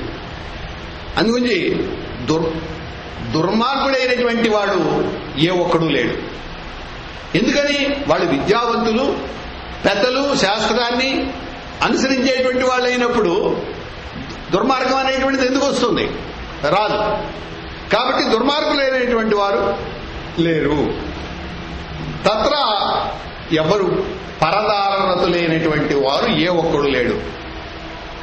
ఏ కలహానికైనా కారణం రెండే, కాంతా కనకాలు. మీరు ఏ సమాజం చూసుకోండి, ఆ సమాజం కాదు ఈ సమాజం కాదు, ఎక్కడైనా సరే రాజుల మధ్యన యుద్ధం జరిగినా, ఏ సమాజం మధ్య యుద్ధం జరిగినా ఈ రెండు కారణంగానే, ఈ రెండింటిలో ఏదో ఒకటి బలవత్తరమైనటువంటి కారణం అయి ఉంటుంది. ఈ రెండింటిని మించి యుద్ధం అనేటువంటిది దేనివల్ల జరగదు. కాంతా కనకములలో ఏదో ఒకటి ప్రధానమైనటువంటి భూమికను నిర్వహిస్తుంది. కాబట్టి ఆ రెండింటి యందు కూడా మనకి అమితమైనటువంటి కోరిక లేకుండా ఉంటే యుద్ధం అనేటువంటి ప్రసక్తే లేదు, అశాంతి అనేటువంటి అవకాశమే లేదు, శాంతియుతమైనటువంటి సమసమాజం అనేటువంటిది స్థాపించబడుతుంది. కాబట్టి నా నాస్తికో నా అనృతకో, అసత్యం ఆడేటువంటి వాడు కూడా ఎవడు లేడు. నా కశ్చితు అవహశ్రుత, అంటే ఎక్కువ ఈ సత్సంగమైనటువంటి ప్రసంగాలు, వేదశాస్త్రములన్నింటినీ అధ్యయనం చేసినటువంటి వాళ్ళని, ఆ అధ్యయనం వాళ్ళు చెప్పేటువంటి వాటిని వినేటువంటి బహుశ్రుతుడు, అంటే ఎక్కువ గ్రంథాలు అధ్యయనం చేసిన వాడు ప్రవచనాలు అవి చెబుతుంటే వినేటువంటి, అంటే ఎక్కువ విద్యావంతుడైనటువంటి సమస్య శాస్త్రములు అధ్యయనం చేసిన వాళ్ళని అర్థం బహుశ్రుతుడు అంటే. కాబట్టి ఎక్కువ శాస్త్రాభ్యాసం చేసినటువంటి వాడిని బహుశ్రుతుడు అంటారు. కాబట్టి అందరూ కూడా బాగా చదువుకున్నటువంటి వాళ్ళే. అందుగురించి నాసూయక ప్రధానమైనటువంటి లక్షణం ఈ సమాజం సమాజం శాంతియుతమైనది ఉండాలంటే నాసూయక, అసూయ అనేటువంటిది లేకుండా ఉండాలి. అదే అసూయ వల్లే వాడికి ఉంది నాకు లేదు, అయ్యో వాడు బాగుపడిపోతున్నాడు, వీడి మానసికమైనటువంటి క్షోభ, హార్ట్ అటాక్ అన్నింటికి కారణం ఏమిటంటే అదే. అందుగురించి ఇదిగో వాడికేమో 50,000 జీతం వచ్చేస్తోంది, నేను ఎప్పటి నుంచో పని చేస్తున్నాను, నాకు 10,000, నా కర్మ ఇలా కాలింది అని ఏడుస్తూ ఉండమే. అంతేగాని ఈ 10,000లోనూ నేను శాంతియుతంగా ఎలాగ జీవనం గడపగలుగుతాను అనేటువంటి ఆలోచన లేదు. ఆ అసూయ అనేటువంటి గుణం వల్లే. కాబట్టి నచాశక్తో, అంతేకాకుండా అశక్తుడైనటువంటి వాడు, శక్తిహీనుడైనటువంటి వాడు కూడా ఎవడు లేడు. అశక్తుడు ఎవడు లేడు అంటే అర్థం ఏమిటి? ఆరోగ్యం చాలా చక్కగా పరిరక్షింపబడుతోందని అర్థం. ఆరోగ్యం సరిగ్గా పరిరక్షణ, అందుకోసమే కదా ఆరోగ్యం మహాభాగ్యం అని చెప్పడానికి కారణం అదే. అందుగురించి శక్తిహీనుడు ఎవరు లేరు, అందరూ వారికి కావలసినటువంటి శక్తి ఉన్నటువంటి. నచాశక్తో నా విద్వాన్ విద్యతే తదా, అందుగురించి పండితుడుగా అనేటువంటి వాడు ఎవడు కూడా అక్కర్లేదు. అంతేకాదు నాపి రాజన్య భక్తిమాన్, రాజు యందు భక్తి లేనటువంటి వాడు. అంటే ఈ రోజుల్లో ఇది ప్రజాస్వామ్యం కాబట్టి దేశభక్తి లేనటువంటి వాడు. ఆ రోజుల్లో రాజభక్తి అయితే ఈ రోజుల్లో దేశభక్తి. కాబట్టి దేశభక్తి కలిగి ఉండాలి. దేశభక్తి కలిగి ఉన్నట్లయితే ఇది ఈ సమాజం, ఈ కుటుంబం, ఈ సమాజం, ఈ ఊరు, ఈ రాష్ట్రము, ఈ జిల్లా నాది అనేటువంటి భావనతోటి ఉన్నట్లయితే దీన్ని మనం పాడు చేసుకోవడానికి ఆర్టీసీలో రాస్తారు వాళ్ళు, ఇది మీ బస్సులా, మీ సొంత బస్సులా చూసుకోండి, మీ సొంత వాహనంగా చూసుకోండి అని చెప్పాను. అంటే దానికి మన వాళ్ళు హేళన చేస్తూ ఉంటారు, నా సొంత బస్సు కదా టికెట్ ఎందుకు ఇవ్వాలి అని. అది కాదు వాడు అందులో స్లోగన్ రాయడానికి అర్థం అది కాదు. మీ సొంత వాహనం అయితే కడిగిందే కడిసి తుడిచిందే తుడిచి ఏ విధంగా రోజు 3 సార్లు 36 సార్లు నువ్వు పాలిష్ పెట్టి శుభ్రంగా ఎలా ఉంచుకుంటావో అలా ఉంచరా అని దీనికి అర్థం. అంతేనే గాని నా సొంత బస్సే కదా టికెట్ ఎందుకు ఇవ్వాలని చెప్పని ప్రశ్నించడానికి కాదు. అందుగురించి రాజ్యభక్తి దేశభక్తి ఉండాలి. కాబట్టి నావి రాజన్య భక్తిమాన్. అంతేకాదు ప్రధానమైనటువంటి విషయం స్వధర్మ నిరతాన్. అక్కడ ప్రధానమైనటువంటి విషయం అది. ఎవరి నియుక్తమైనటువంటి ధర్మాన్ని వారు పాటించాలి. అప్పుడే సామాజిక న్యాయం అనేటువంటిది. అటెండర్ చేయాల్సిన పని అటెండర్ చేయాలి, కలెక్టర్ చేయాల్సిన పని కలెక్టర్ చేయాలి, కలెక్టర్ చేయాల్సిన పని అటెండరు, అటెండర్ పని చేయాల్సిన పని కలెక్టర్ చేస్తే ఇది ఏమవుతుందండి? కాదు. మనకి తెలుసు, చిన్నప్పుడే చెప్పారు ఒక కథ. కుక్క చేయాల్సిన పని గాడి చేసింది, గాడి చేయాల్సిన పని కుక్క చేసింది. ఏం జరిగింది? కాబట్టి భగవద్గీత కూడా ఏం చెబుతోంది? స్వధర్మే నిధనం శ్రేయ పరధర్మో భయావహ. అందుగురించి నీ డ్యూటీ నువ్వు చెయ్యి, డ్యూటీ ఫస్ట్, గాడ్ నెక్స్ట్. ఇవి చెప్తున్నారని. ఎందుకని చెబుతున్నారు? మనం చేసే పని యందు మనకి భక్తిభావం ఉండాలి, మనకి సంతృప్తి ఉండాలి, మనకి తగినటువంటి ప్రస్తుత సమాజంలో ఉండే హెచ్చుతగ్గుల వల్ల మనకి తగినటువంటి పని రాకపోవచ్చు. రాకపోయినా లభించిన పనిలో మనం సంతృప్తి పడి దానిని మనకి నియమించిన పని ఏదైతే ఉందో అది మనం విధి విధానం ప్రకారంగా చేయాల్సిన విధానం ప్రకారం చేయాలి. నాకు రావాల్సింది రాలేదు కాబట్టి నేను ఇది ఇలాగే చేస్తాను అని చెప్పని మాత్రం అనకూడదు. కాబట్టి స్వధర్మపరులై ఉండాలి, స్వధర్మ నిరతాన్. అక్కడ అందరూ కూడా సమాజం అంతల్లా ఉండడానికి కారణం ప్రధానమైనటువంటిది దేశభక్తి, రెండవది అనసూయ అనేటువంటి గుణం, మూడవది కోరిక అనేటువంటిది లేకపోవడం, నాలుగవది వారికి కేటాయించబడినటువంటి విధులు ఏవైతే ఉన్నాయో ఆ విధిలో నిరతులై నిండి అందులోనే నిశ్చితులై ఉన్నటువంటి వారు. కాబట్టి ఈ రకమైనటువంటి లక్షణాలు కనుక ఉన్నట్లయితే తప్పనిసరిగా సామాజికమైనటువంటి న్యాయం జరుగుతుంది, ఆ సమాజం ఉత్తమమైనటువంటి సమాజం అవుతుంది. అంతేకాకుండా ఏ సమాజం చాలా చక్కగా నిర్వహించబడుతుంది అనేటువంటి దాంట్లో కూడా అక్కడ చెప్పారు కారణం కూడా. ఈ సమాజాన్ని రక్షించడానికి ఉండేటువంటి ఏ యోధులైతే ఉంటారో, ఏ రక్షక దళం ఏదైతే ఉంటుందో ఆ రక్షక దళం కూడా ఏ విధంగా ఉండాలో కూడా చెప్పారు. ఏమిట? యోధానాం అగ్నికల్పానాం. అందు గురించి అగ్ని సదృశమైనటువంటి మంచి, ఏ విధంగా అయితే అగ్ని సమస్తాన్ని దహనం చేస్తుందో ఆ విధంగా శత్రువులని అధర్మాన్ని దహనం చేయగలిగినటువంటి యోధులై ఉండాలి. అందుగురించి యోధానాం అగ్నికల్పానాం, అగ్ని సదృశులైనటువంటి యోధులై ఉండాలి. అంతేకాదు పేశలానాం అనుక్షణం. అందుగురించి వాళ్ళు మంచి నేర్పు కలిగిన వాళ్ళై ఉండాలి. ఇప్పుడు సరిహద్దుల్లో మనకి ఇక్కడ చాలా దారుణాలు జరుగుతున్నాయి, మనకి తెలియట్లేదు. వాళ్ళు దొంగ దెబ్బలు తీస్తూ ఉంటారు శత్రువులు ఎప్పుడు.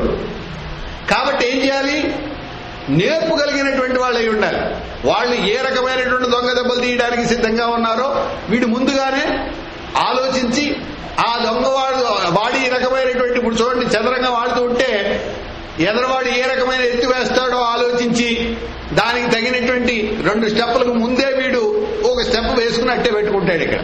ఎందుకని? వాడు ఇక్కడి నుంచి ఇలా వచ్చి వీడు ఇక్కడి నుంచి ఇలా వస్తే అప్పుడు ఇక్కడికి వస్తాడు కాబట్టి ఈ నా రాజు మంత్రి పోతాడు కాబట్టి ఇప్పుడు ఇది ఎలా కలుపుకున్నట్టయితే బాగుంటుంది. ఆ రకమైనటువంటి నేర్పు ఎవరికి కావాలి? రక్షక సైన్యానికి, యోధులకి కావాలి. అందుగురించి అగ్ని సదృశ్యంగా మంచి ప్రకాశవంతులైనటువంటి, అంటే మంచి శక్తి సంపన్నులైనటువంటి వాళ్ళు అగ్నికల్పులై ఉండాలి. మంచి నేర్పు కలిగినటువంటి వాళ్ళు అయినటువంటి రక్షక దళం ఉండాలి. అంతేకాదు ఎవడ అమర్షిణం, అన్నీ ఉన్నాయండి, వాడికి పౌరుషం లేకపోతే వచ్చినప్పుడు చూసుకుందాంలే, వచ్చినా కానీ వాడి పాపాన్ని వాడే పోతాడులే అనుకుంటే వీడికి మంచి దృఢమైనటువంటి శరీర సామర్థ్యం ఉంది, అన్నీ ఉన్నాయి, వీడికి నేర్పు ఉంది, వాడు ఏది దెబ్బ కొడతాడో తెలుసు వీడికి. అయినా కానీ వీడికి ఇమ్మన్నాసి మాట్లాడుకో కూర్చున్నాడు. ఎందుకని? వీడికి పౌరుషం లేదు.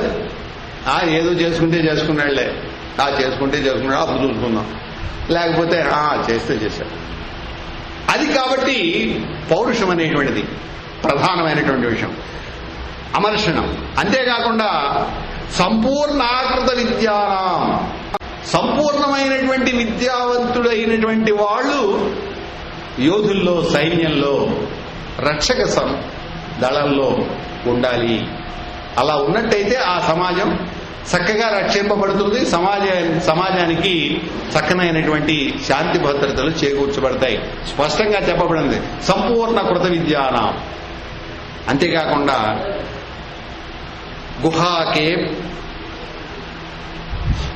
గుహా కేసరినామేవ, వాళ్ళు ఎలా ఉండాలంటే గుహలో ఉన్నటువంటి సింహం ఎలా ఉంటుందో అలా ఉండాలి యోధులు అనేటువంటి వాళ్ళు.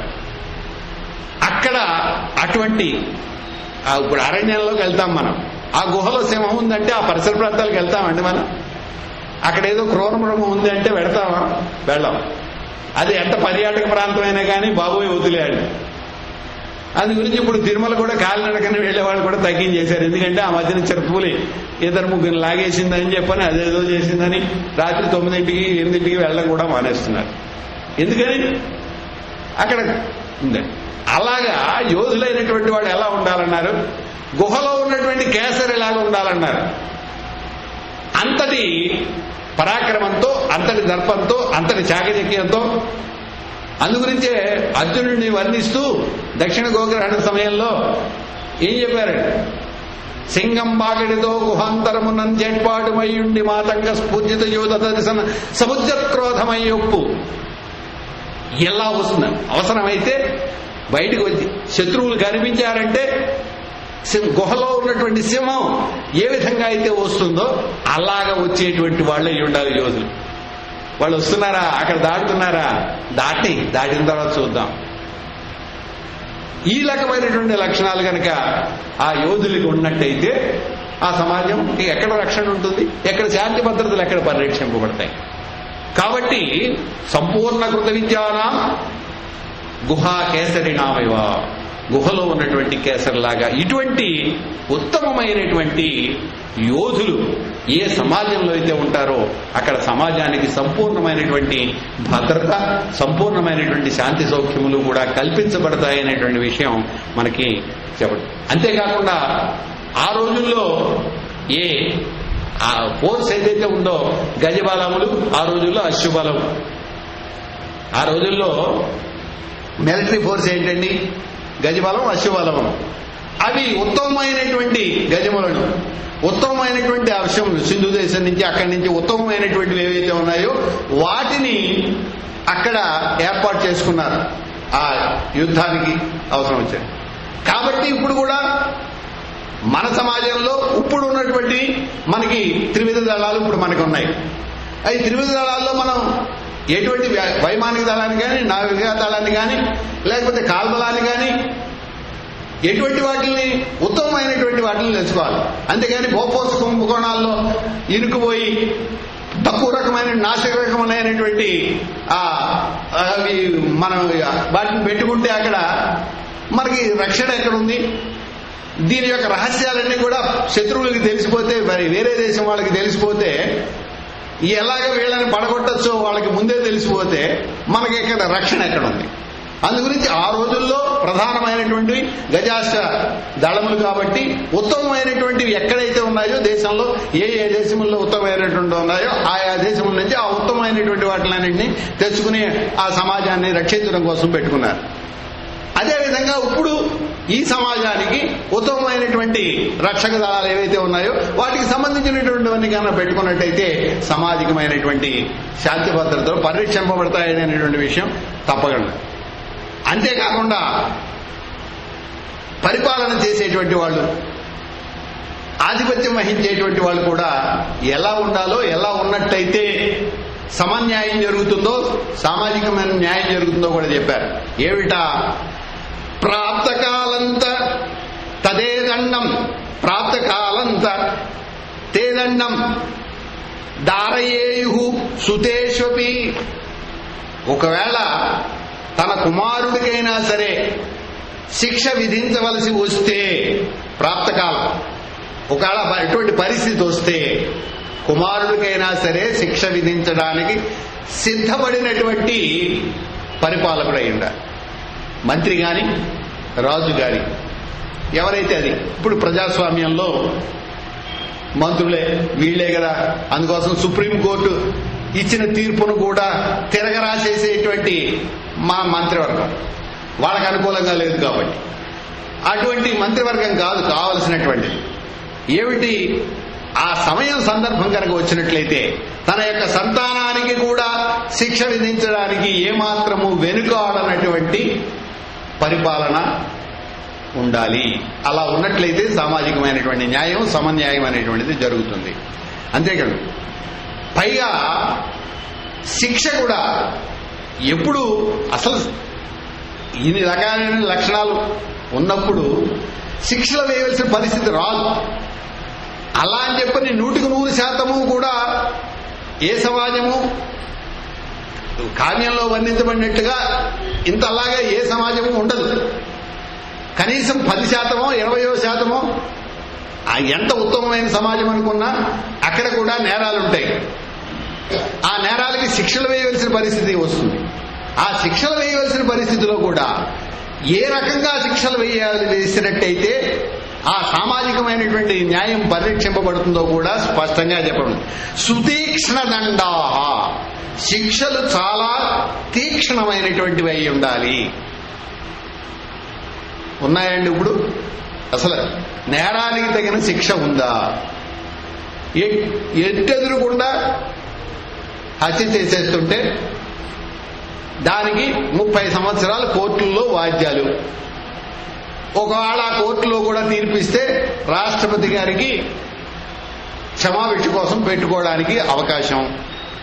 ఇవన్నీ అయ్యేటప్పటికీ అసలు ఈ నేరం చేసినటువంటి వాడు అంతవరకు కూడా ఈ నేరం చేసిన వాడికి అక్కడ కొన్ని వేల కోట్ల రూపాయలు ఖర్చు పెట్టి ఆ కారాగారాల్లో వాటిలోనూ వాడికి పరిచర్యలు. ఇదండి శిక్షకి తగిన నేరానికి తగిన శిక్ష కాదు. సుతీక్ష్ణ దండా, భయంకరమైనటువంటి దండనలు, శిక్షలు ఉండాలి. అంతేకాదు సంప్రేక్ష పురుషస్య బలాబలం. ఇక్కడ బలాబలం అనే పదానికి 2 రకాల అర్థాలు చెప్పుకోవాలి. బలమైనటువంటి నేరానికి బలమైనటువంటి శిక్ష వేయాలి, చిన్న నేరానికి చిన్న శిక్ష విధించబడాలి. అంటే నేరము యొక్క బలాబలములను అనుసరించి ఆ తీక్ష్ణత్వం అనేటువంటిది ఉండాలి అని ఒక అర్థం. ఈ నేరం చేసినటువంటి వాడి యొక్క బలాబలాలను బట్టి కూడా ఆ శిక్ష యొక్క తీక్ష్ణత్వం ఉండాలని అర్థం. సమానమైనటువంటి నేరమే. బాగా బలం కలిగినటువంటి వాడు బాడీ బిల్డర్ చేశాడు, ఉఫ్ఫంటే ఎగిరిపోయి రేపో మాపో చచ్చిపోయేటువంటి వాడు అదే నేరం చేశాడు. వాడికి వీడికి ఒకే శిక్ష వేస్తారా? ఆ శిక్ష వేస్తానని చెబితేనే చచ్చిపోతాడు వీడు. శిక్ష వేయక్కర్లా. శిక్ష వేసేది ఎందుకు? చంపేయడానికి కాదు శిక్ష వేసేది, వాటిలో మానసికమైనటువంటి పరివర్తన తీసుకురావడానికి. మానసికమైన పరివర్తన తీసుకుని నేను ఈ తప్పు పని చేశాను కాబట్టి నాకు ఈ శిక్ష విధించబడింది, కాబట్టి జీవితంలో ఎప్పుడూ కూడా ఈ తప్పు పని చేయకూడదు అనేటువంటి మానసికమైనటువంటి పరివర్తన నేరం చేసినటువంటి వాళ్ళలో కలగాలి అంటే వాడి యొక్క శరీర దారిద్ర్యానికి తగినటువంటి శిక్ష వేయాలి. అలా కాకుండా బలహీనుడికి బలవంతుడికి కూడా ఒకే రకమైనటువంటి శిక్ష వేస్తే బలహీనుడు ఆ శిక్షను భరించలేక ప్రాణాలు పోగొట్టుకుంటాడు. బలవంతుడు ఏం చేస్తాడంటే బలహీనుడితో సమానంగా శిక్ష వేస్తే ఇదే కదా, ఏదో తలుపులు తీరేటువంటి వాడికి అప్పడాలో లెక్క అన్నట్లుగా అది శిక్షలాగే పరిగణించడు. ఉదాహరణ వల్ల మనం ఆశించినటువంటి మానసికమైన పరివర్తన ఏదైతే ఉందో అది వాళ్ళలో రాదు. కాబట్టి ఈ శిక్ష వల్ల ప్రయోజనం ఏమిటి? కాబట్టి తీక్ష్ణమైనటువంటి శిక్ష ఉండాలి. అది నేరమును చేసినటువంటి వారి యొక్క బలాబలములను అనుసరించి ఆ తీక్ష్ణత్వం అనేటువంటిది ఉండాలి. ఆ రకమైనటువంటి శిక్షలు ఉన్నట్లయితే ఆ సమాజం పరిరక్షింపబడుతుంది. అటువంటి పరిపాలకులు, అటువంటి శిక్షములు, అటువంటి యోధులు ఉండాలి. ఉన్నట్లయితే ఆ సమాజంలో సామాజిక న్యాయం జరుగుతుంది, సమాజం అన్ని రకాలుగా కూడా పరిపుష్టి చెందుతుంది, సమాజం రక్షింపబడుతుంది. అది అక్కడ చెప్పబడినటువంటి ఇదే విషయం పట్టాభిషేకానంతరం కూడా ఇదే విషయం చెప్పారు. ఏంటి? ఆ సమాజంలో అక్కడ చెప్పారు ఇక్కడ చెప్పిన అంశమే. నపర్యదేవన్ విధవా నచ వ్యాళకృతం భయం నవ్యాధిజం భయం చాపి రానే రాజ్యం ప్రశాసతి. ఇది అయోధ్యానగరం దశరథుడు పరిపాలించినప్పుడు. రాముడు పరిపాలించినప్పుడు కూడా ఇదే రకమైనటువంటి పరిస్థితి. నపర్యదేవన్ విధవా, వితంతువైనటువంటి స్త్రీ ఎవరు కూడా రాముని యొక్క రాజ్యంలో లేరు. నచ వ్యాళకృతం భయం, క్రూర మృగముల వల్ల భయం పడినటువంటి వాళ్ళు ఎవరు లేరు. అంటే ఏమిటనమాట, ఇప్పుడు మనం చెబుతున్నాం వన్యమృగ ప్రాణాలను రక్షించాలి, వన్య సంరక్షణ చేయాలి, అడవులను పోషించాలి. అంటే క్రూర మృగములు వల్ల మానవులకి జనులకి బాధ కలగకూడదు అంటే అర్థం ఏమిటి? అవి ఉండాల్సిన చోట్ల ఉండేలా చేయాలి. అంటే దట్టమైనటువంటి అరణ్యాలు పెంచాలి, ప్రకృతిని పరిరక్షించాలి, అరణ్య సంపదని వాటిని వన్యమృగాలని వాటిని ఆ వన్య అడవుల్లోనే ఉండేటట్లుగా చేయాలి. అలాగే వితంతువులైనటువంటి స్త్రీలు లేరు అంటే అర్థం ఏమిటి? ఎవరు కూడా అకాలంగా మరణించేటువంటి ఇవారు లేరు. అంటే ఆరోగ్యం సంపూర్ణంగా పరిరక్షింపబడుతోందని అర్థం. అంటే ఇందాక నేను చెప్పినట్లుగా వైద్యం మీద ఆ సమాజంలో ప్రముఖమైనటువంటి పాత్ర నిర్వహించబడుతోంది వైద్యాన్ని. కాబట్టి న పర్యదేవన్ విధవా నచ వ్యాళకృతం భయం. అందుగురించి వన్యప్రాణి సంరక్షణ వనమృగ రక్షణ అనేటువంటిది కనుక చేసినట్టయితే దీనివల్ల భయం. నవ్యాధిజం భయం, వ్యాధి వల్ల వచ్చేటువంటి భయం కూడా ఎవరికీ లేదు. అంటే ఆరోగ్యం హెల్త్ డిపార్ట్మెంట్ చాలా సమర్థవంతంగా ఉన్నట్లయితే ఆ సమాజానికి మంచి మేలు జరుగుతుంది. అంతేకాకుండా నిర్దస్యు అభవల్లోకో, దొంగ అనేటువంటి వాడు ఎవడు కూడా అక్కడ లేడు. దొంగతనం అనేటువంటిది ఎందుకు జరుగుతుందండి? ఏ రకమైన శ్రమ దోపిడీ కావచ్చు, లేకపోతే విత్తం కావచ్చు, భౌతికమైనది కావచ్చు, శ్రమ దోపిడీ కావచ్చు, ఏదైనా ఎందుకు జరుగుతుంది? సమాజంలో అసమానతలు ఉంటేనే దోపిడీ అనేటువంటిది జరుగుతుంది. ఏ దోపిడీ అయినా అసమానతలు లేకుండా అందరూ సమానంగానే, ఇందాక మనం చెప్పుకున్నట్లుగా అందరూ ఒకే రకమైనటువంటి సంతృప్తికరమైనటువంటి పరిస్థితుల్లో ఉంటే అక్కడ దోపిడీ అనేటువంటి ప్రసక్తి, దొంగతనం అనేటువంటి ప్రసక్తే ఉండదు కదా. అందుగురించి దస్యుడు అనేటువంటి వాడు లేడు, దొంగతనం దోపిడీ అనేటువంటిది లేదు అంటే అర్థం ఏమిటనమాట? అందరూ కూడా ఈక్వల్ గా ఏ రకమైనటువంటి హెచ్చు తగ్గులు సమాజంలో ఈ కమ్యూనిస్టు వాదంలాగా అందరూ అనేటువంటి న్యాయం అనేటువంటిది ధర్మం అనేటువంటిది నిర్వహించబడుతోంది. నిర్దస్యుల భవల్లోకో నా అనర్థ కంచిత స్పృశదు, అనర్థం ఏది కూడా జరగట్లేదు. అనర్థం అంటే ఏంటి? జరగకూడనటువంటి వాటిని జరగడమే అనర్థం అంటే. చాలా ఇప్పుడు మొన్న బస్సు దుర్ఘటన జరిగింది, లేకపోతే రైలు దుర్ఘటన జరిగింది. ఇటువంటి అనర్థములన్నీ కూడా లేవు. ఎందుకని అనర్థములు ఉండవు? దానికి తగినటువంటి దాకా మనం చెప్పుకున్నాం. దానికి తగిన తీసుకోవలసినటువంటి సమర్థులైనటువంటి వాళ్ళని, నిజాయితీ పరులైనటువంటి వాళ్ళని, లంచగొండులు కానిటువంటి వాళ్ళని అక్కడ పరిపాలనలోనూ దాంట్లోనూ కనుక ఉంచినట్లయితే ఆ రకమైనటువంటి పరిస్థితి ఉండదు. నచస్మ వృద్ధా బాలానాం ప్రేతకార్యాణి కుర్వతే. అందుగురించి వృద్ధులైనటువంటి వాళ్ళు ఎవరు కూడా పిల్లలకి శ్రాద్ధాది కర్మలు చేయట్లేదు అన్నారు. అంటే ఏమిటనమాట? అకాల మరణములు లేవు, అపమృత్యువులు లేవు. అంటే ఆరోగ్యం పరిరక్షింపబడుతోంది. సర్వం ముదితమేవాసి, అందరూ కూడా సంతోషంతో ఉన్నారు. అందుకోసమే సంతోషమే సగం బలం అన్నారు అందరికీ. కాబట్టి వాడికి ఏదో ఎక్కువ ఉంది, నాకు తక్కువ ఉంది అనేటువంటి బాధ అనేటువంటిది పనికిరాదు. నాకు కావాల్సింది నాకుంది అనేటువంటి సంతోషం ప్రతి మానవుడు అలవాటు చేసుకున్నట్టయితే ఆ సమాజం బాగుంటుంది. సర్వం ముదితమేవాసి పరో సర్వో ధర్మపరో భవేత్. అందరూ కూడా ధర్మపరులే. ఇందాక మనం చెప్పుకున్నాం, వాళ్ళ ధర్మంలో వాళ్ళు ఆచరించడంలో నిష్ణాతులైనటువంటి. రామమేవానుపశ్యంతు, అందరూ కూడా రాముణ్ణే అనుసరిస్తున్నారు, రాముణ్ణే కేంద్ర బిందువుగా చూస్తున్నారు, ఆయన్నే అనుసరిస్తున్నారు. నాభ్యహింసన్ పరస్పరం, ఒకరినొకరు ఎవరు హింసించుకోవట్లేదు. హింస అనేటువంటిది కూడా ఎందుకు వస్తుంది? అసమానతలు ఉన్నప్పుడే హింస అనేది కూడా వస్తుంది. ఒకడు వాడు బాగున్నాడు, వీడు బాగోలేనటువంటి, అందుగురించి రక్షణ సరిగా లేకపోయినా, శిక్ష సరిగా లేకపోయినా హింస అనేటువంటిది ప్రలుపుకుతుంది. అందుగురించి శిక్ష సరిగా ఉండి రక్షణ సరిగా ఉంటే హింస అనేటువంటిది ఉండదు. కాబట్టి నాభ్యహింసన్ పరస్పరం నిరామయ విశోకాశ్చ రామే రాజ్యం ప్రశాసతి. అందరూ కూడా ఏ రకమైనటువంటి దుఃఖం లేని వాళ్ళే, అందరూ ఆనందంగా ఉండేటువంటి వాళ్ళే. అందుగురించి అందరూ అలాగా ఉండడానికి కారణం ఏమిటంటే ఇక్కడ ఒక మాట చెప్పారు వాల్మీకి మహర్షి. ఆ మాటను మనం కనుక ఆచరించినట్లయితే అటువంటి రామరాజ్యం, ఇంతమంది ఇన్ని వేల కోట్ల మంది రాజులు పరిపాలన చేస్తే రామరాజ్యం ఒకటే ఎందుకు చెప్పుకుంటున్నారండి అంటే కారణం ఇది. బ్రాహ్మణా క్షత్రియా వైశ్యా శూద్రా లోభ వివర్జితా. ప్రధానమైనటువంటి లక్షణం లోభం అనేటువంటిది పనికిరాదు. లోభం అనేటువంటి ఒక్క గుణాన్ని కనుక వదిలేసినట్లయితే ఆ సమాజంలో మనం అనుకున్నటువంటి పైన మనం చెప్పుకున్నటువంటి అన్నీ కూడా ఈ ఒక్క గుణాన్ని కనుక వదిలేసినట్టయితే 32 గుణాలు మంచివి కదా, 1-2 గుణాలు లేకపోతే ఏముందిలే అని చెప్పని అనుకోకూడదు. లోభం అనేటువంటి ఒక గుణాన్ని కనుక వదిలేసినట్టయితే అందరూ కూడా, అన్ని వర్గాల వారు కూడా, అందుకోసం చెప్పాడు బ్రాహ్మణా క్షత్రియా వైశ్యా శూద్రా, అందరూ కూడా 4 జాతుల వారు కూడా అందరూ కూడా లోభ వివర్జితులైనటువంటి వాళ్లే. స్వకర్మసు ప్రవర్తంతే, వాళ్ళ పనులు వాళ్ళు చేసుకుంటున్నారు, ఎవరికీ లోభం అనేటువంటిది లేదు. కాబట్టి తుష్టాహ స్వైరేవ కర్మణ, వారి వారి యొక్క పనులు చేసుకోవడంలో చాలా సంతృప్తితో చేసుకుంటున్నారు. అయ్యో నా కర్మకాలి ఉద్యోగం చేస్తున్నానని అనుకునేటువంటి వాడు ఎవడు లేడు.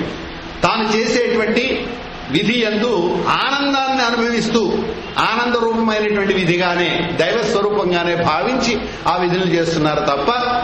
కాబట్టి ఈ గుణాలను కనుక అలవర్చుకున్నట్టయితే లోభాన్ని వదిలిపెట్టడం, మనకి లభించినటువంటి పనిని మనం చేయడం, ఆ పని చేసేటప్పుడు కూడా సంతోషంగా పని చేయడం.